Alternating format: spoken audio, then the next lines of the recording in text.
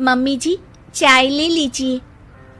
अरे कलमुही, तेरे हाथों से तो चाय पीते हुए भी डर लगता है, कहीं इससे तेरा रंग मुझ पर ना चढ़ जाए। अगर इन्हें इतनी ही शर्म होती तो मेरे इतने हैंडसम भाई को इस तरह फंसाती नहीं। बानी और शिवम की लव मैरिज हुई है। बानी के ससुराल में उसकी ननद और सास हैं, जिन्हें अपने गोरे रंग पर बहुत गुरूर होता है, जिस वजह से वो बानी को सिर्फ उसके सांवले रंग की वजह से नापसंद करती है और हमेशा उसे ताने सुनाती रहती हैं। बानी उनकी सभी जली कटी बातें सुनकर चुपचाप वहां से चली जाती है। तुम माँ और छोटी को कुछ बोलती क्यों नहीं?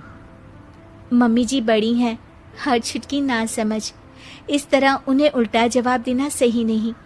मेरी जिम्मेदारी उनकी सेवा करना है, जो मैं पूरे दिल से हमेशा करती रहूंगी। ऐसा बोलकर बानी रसोई में जाकर रात के खाने की तैयारी करने लगती है।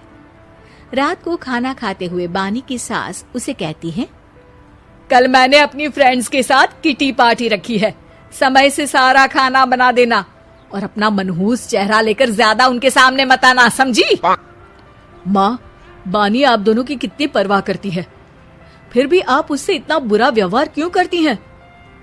अरे एक तो लव मैरिज करके इस कलमुही को हमारे सर पर लाकर बिठा दिया और अब हम इसे कुछ बोल भी नहीं सकते क्या?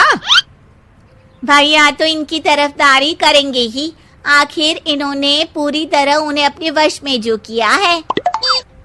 जिसे जो करना है करे, बस कल मेरा सारा काम समय पर हो जाना चाहिए।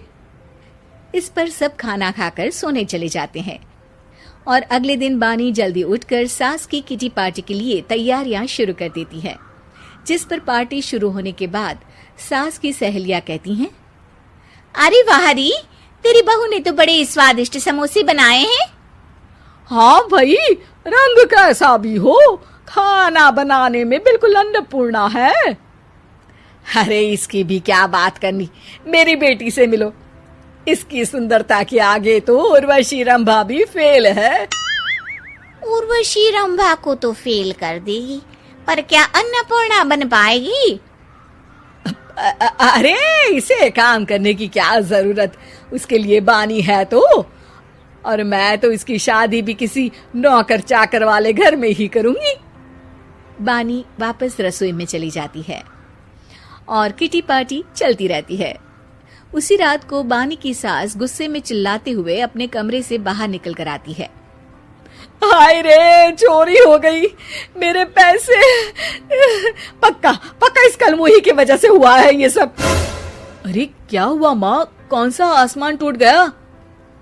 अरे आसमान तो उसी दिन टूट गया था जब तू इस कलमुही से शादी करके इसे घर में ले आया था।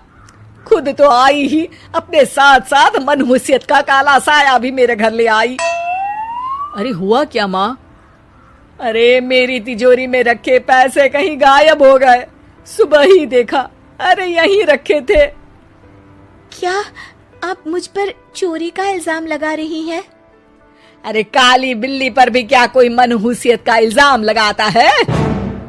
ऐसा बोलकर बानी की सास वहां से चली जाती है, जिसके बाद शिवम और बानी बात करने लगते हैं। देखो, मम्मी की बात का बुरा मत मानना, वो बस परेशान है ना, इसलिए कुछ भी बोल गई। वो परेशान नहीं, मुझसे नफरत की वजह से ऐसा बोलकर गई हैं।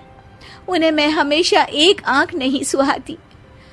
देखो बानी, अगर तुम चाहो तो हम दूसरा घर लेकर वहां शिफ्ट कर सकते हैं। आखिर तुमसे प्यार करके तुम्हें अपनी जिम्मेदारी पर इस घर में लेकर आया हूँ, इस तरह टॉर्चर नहीं होने दे सकता। अगर आप साथ हैं तो मुझे किसी चीज की टेंशन नहीं, और आखिर वो हमारी बुजुर्ग हैं, हम उन्हें और छुटकी को इस तरह अकेले छोड़कर कैसे जा सकते हैं? इसके बाद बानी भी अपने कमरे में चली जाती है और अब हर रोज उसकी सास की तिजोरी से पैसे गायब होने लगते हैं। इसी तरह कुछ समय बीत जाता है और वो हर बार हर चीज का इल्जाम बानी पर लगाती है, पर बानी कभी कुछ भी नहीं बोलती। कलमुही नास पीटी, बहू को घर की लक्ष्मी बोलते हैं, ये तो पनौती बनकर आई है, पनौती। एक रात बानी की सास को आधी रात में प्यास लगती है, तो वो पानी पीने रसोई की तरफ जाती है। तभी उसे अपनी बेटी के कमरे में कुछ आवाज सुनाई देती है। हाँ हाँ, मैंने मम्मी की तिजोरी से हर रोज थोड़े थोड़े पैसे निकाल कर हम दोनों के लायक खूब पैसे इकट्ठे कर लिए हैं। और मम्मी आज तक उस सब के लिए भाभी को ही जिम्मेदार समझती है। तुम बस जल्दी से आकर मुझे यहाँ से ले जाओ और हम कहीं दूर जाकर शादी कर लेंगे। मम्मी को कुछ पता नहीं चलेगा, सब मुसीबत खत्म। अपनी बेटी की ये सारी बातें सुनकर बानी की सास भौचक्की रह जाती है और अपने कमरे में वापस चली जाती है। जब अगली सुबह बानी सास के कमरे में आती है, मम्मी जी, क्या बात है, आज आप कमरे से बाहर ही नहीं आई? आपकी तबीयत तो ठीक है ना? क्या छुटकी कमरे से बाहर आई या तुम उसके कमरे में गई? नहीं नहीं, क्यों, जाना है क्या? मैं अभी चली जाती हूँ। नहीं, कोई कहीं नहीं जाएगा। इस पर वो बानी को साथ लेकर कमरे से बाहर आती है, जहाँ शिवम भी होता है। वहाँ उसकी सास बोलती है, छुटकी मेरी तिजोरी के सारे पैसे लेकर अपनी माँ के बारे में कोई ख्याल करे बिना किसी लड़के के साथ घर छोड़कर चली गई। और बहू, तुमने मुझ जैसी सास की सेवा करने के लिए अपने ही पति के साथ दूसरे घर जाने से मना कर दिया। मैंने हमेशा तुम्हारा रंग देखा, अच्छा ही नहीं, जो मेरी सबसे बड़ी गलती है। मुझे माफ कर दे बेटा। और इसके बाद बानी की सास कभी अपनी बहू की तारीफ करते थकी नहीं।